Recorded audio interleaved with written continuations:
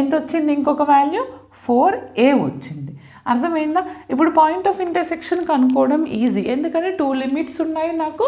ఇప్పుడు 2 లిమిట్స్ని నేను మన సొల్యూషన్లో సబ్స్టిట్యూట్ చేస్తే నాకు ఎంత వస్తుంది, therefore the area bounded by the 2 parabolas is, one is y is equal to what, 0 to y is equal to what, 0 to 4a, 0 to 4a. Then another one is what, x is equal to, first ఇది ఏ curve ఇది ఉంది, ఇది this కదా, x is equal to, అప్పుడు ఇది అటు పోతే x is equal to, sorry ఎప్పుడైనా మనం ఇది తీసుకోవాలి x లిమిట్స్, అవునా?